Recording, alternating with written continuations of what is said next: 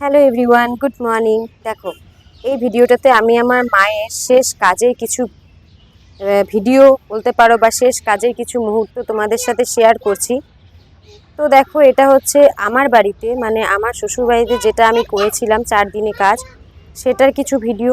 তেমনভাবে ভিডিও করে ওঠা হয়নি, কারণ সেই টাইমে তেমন মেন্টালিটি ছিল না ভিডিও করার। আর এগুলো অনেক দিন থেকে মোবাইলে ছিল, তো ভাবছিলাম দেবো কি দেবো না, কিন্তু লাস্ট মার স্মৃতি হিসাবে এটুকু রেখে দিলাম ইউটিউবে ভিডিও বানিয়ে। তো দেখো, এখানে মার কাজ করছিলাম আমি, মানে আমার কাজটা আমি আমার শ্বশুরবাড়িতেই করছিলাম 4 দিনে করে। তারপরে আমি চলে যাই আমার বাড়িতে, মানে আমার মা বাবার বাড়িতে। সেখানে দাদার কাজ ছিল।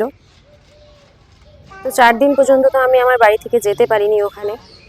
আর আমার বাড়িটা আমার শ্বশুরবাড়ি থেকে বেশি দূরে নয়, সামনেই। তো দেখো, 4 দিন করে কাজ করার পরে চলে এলাম আমার বাড়িতে। তো এটা ছিল 11 দিনের কাজ, দাদা করছে এই কাজটা। তো এখানে দাদার কিছু কাজের ভিডিও তোমাদের সাথে শেয়ার করলাম। তো দেখো, এখানে হচ্ছে আমার মেয়েকে দিয়ে মানে ছাতি দান করে করিয়েছিলাম। মানে এটা নাকি আছে যে নাতি দিবে লাঠি আর নাতনি দিবে ছাতি। তো আমার দাদার ছেলে দিয়েছিল লাঠি দান করেছিল, আর আমার মেয়েকে দিয়ে ছাতি দান করানো হয়েছিল। তো এখানে নানা রকম শ্রাদ্ধের যেগুলো নিয়ম ছিল সবগুলোই ভালো মতন করা হয়েছিল।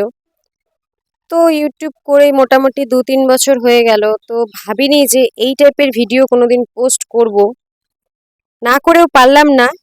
কারণ এগুলো ভিডিওগুলো মোবাইলে থাকলে হয়তো কোনো না কোনো দিন ডিলিট হয়ে যাবে বা হারিয়ে যাবে ভিডিওটা।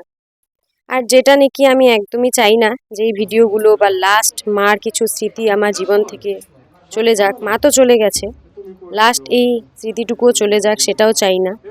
তার জন্য যতটা পেরেছি ভিডিও করে রেখে তোমাদের সাথে শেয়ার করে রাখলাম। যখন মনে পড়বে তখন এই ভিডিওগুলো দেখে নিব। মোবাইলে থাকলে তো কোনো না কোনো দিন হয়তো ডিলিট হয়ে যাবে বা হারিয়ে যাবে বা মোবাইল থেকে নষ্ট হয়ে যেতে পারে, তার কোনো ভরসা নেই। তার জন্য ছোট করে ভিডিও করে একটা রেখে দিলাম ইউটিউবে। কারণ মাকে তো আর কোনো দিন দেখতে পারবো না, সারা জীবনের জন্য চলে গেছে। তো এই ভিডিওটুকু দেখেই না হয় মানে অল্প মনের শান্তি নিব। তো দেখো, এখানে সব শ্রাদ্ধের কাজ চলছিল। তো এগুলো এখন ভয়েস ওভার দিতে গিয়েও মনটা ভীষণ খারাপ হয়ে গেছে। আর এগুলো মোটামুটি তোমার 10-15 দিন আগের ভিডিও, সেটাকে আজকে পোস্ট করছি। কারণ পোস্ট করার কোনো রকমই ইচ্ছা ছিল না, তার জন্য এগুলো রেখে দিয়েছিলাম। তো আজকে ভাবলাম যে পোস্ট করে দিই অল্প। তো শ্রাদ্ধের কাজ সব কিছুই খুব সুন্দরভাবে হয়েছিল, কোনো অসুবিধা হয়নি। আর এত গরমের মধ্যে শ্রাদ্ধের দিনও কিন্তু তেমন একটা গরম ছিল না, তার জন্য সব কাজ সুন্দরভাবে হয়ে গেছে, কোনো রকম বাধা হয়নি শ্রাদ্ধের কাজে।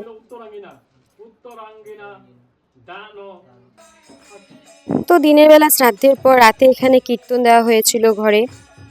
তো আমাদের যেহেতু দুটা বাড়ি, একটা পুরানা বাড়ি আছে আর নতুন বাড়ি, যেহেতু মা লাস্টে এখানে নতুন বাড়িতেই থাকতো, তার জন্য সমস্ত শ্রাদ্ধ থেকে শুরু করে সমস্ত কাজকর্ম এই নতুন বাড়িতেই করা হচ্ছে। 45 ডেজের মধ্যে আরেকটা পূজা দেওয়া হবে, তো সেই পূজা বা কীর্তনটা আমাদের পুরানা বাড়িতে হবে। তো সেটাও তোমাদের সাথে শেয়ার করব যদি পারি। তারপরে দেখো, এখানে লাস্ট দাদার মৎস্যমুখী করার জন্য যেটা সবার থেকে পারমিশন নিচ্ছিল, সেটার কাজ চলছিল এখানে।